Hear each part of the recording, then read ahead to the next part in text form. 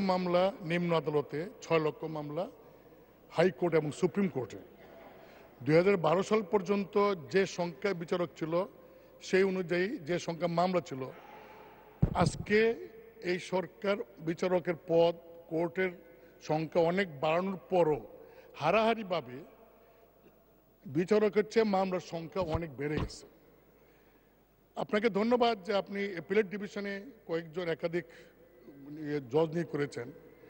আমার প্রশ্ন হলো যে হাইকোর্টে 6 লক্ষ মামলা, হাইকোর্ট এবং অ্যাপিলেট ডিভিশনে জাস্টিসদের সংখ্যা আরও বাড়িয়ে এবং নিম্ন আদালতে আপনি জানেন যে ল্যান্ড সার্ভে কোর্টে এক একটা কোর্টে 20 থেকে 30,000 মামলা এই পেন্ডিং।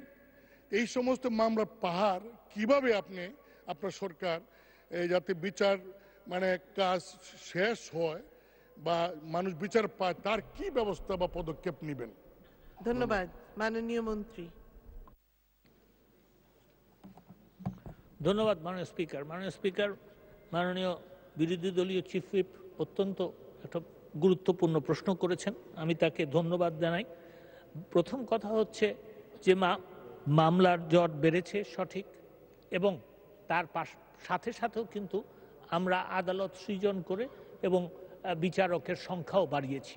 এবং এখনও যেটা আগে কখনো হয় নাই মাননীয় স্পিকার, সেটা হচ্ছে যে আগে কখনো আপনার বিচারকের পদ শূন্য হওয়ার আগে বাংলাদেশ জুডিশিয়াল সার্ভিস ক্যাডারে পরীক্ষা নিয়ে তার একটা রিজার্ভ বিচারকের ব্যবস্থা ছিল না। এখন কিন্তু আমরা সেটা করি যাতে কোনো বিচারক অবসরে গেলে সেই পদটা যেন খালি না থাকে, তড়িৎ যেন আমরা সেখানে বিচারক দিতে পারি।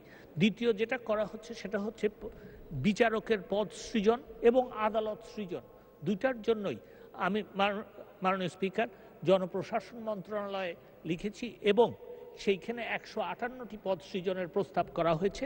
সেটা আসলে পরে অনেক আমার মনে হয় যে মামলার জট কমানোর চেষ্টা করবে। মামলার জট কমানোর জন্য অন্যান্য চেষ্টাও হচ্ছে, সেদিকে না গিয়ে।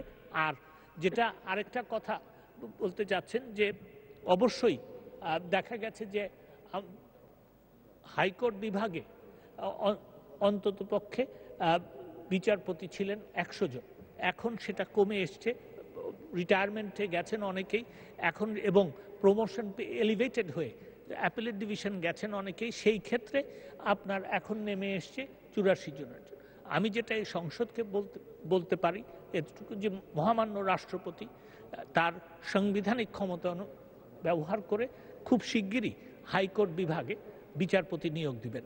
আমি সঙ্গে সঙ্গে আরেকটা কথাও মাননীয় চিফ হুইপকে আপনার মাধ্যমে বলতে চাই যে বিচারপতি নিয়োগের জন্য আইন যেটা করার সেটাও কিন্তু আমরা প্রায় শেষ করে এনেছি, এবং এই দ্বিতীয় পদক্ষেপ যেটা আমরা নিচ্ছি সেটা হচ্ছে যে এই হাইকোর্টের বিচারপতি নিয়োগের ব্যাপারে যে আইনটা, সেটা স্টেক হোল্ডারদের সাথে আলাপ করার জন্য খুব শিগগিরই একটা সময় এবং তারিখ দেওয়া হবে। ধন্যবাদ মাননীয় স্পিকার।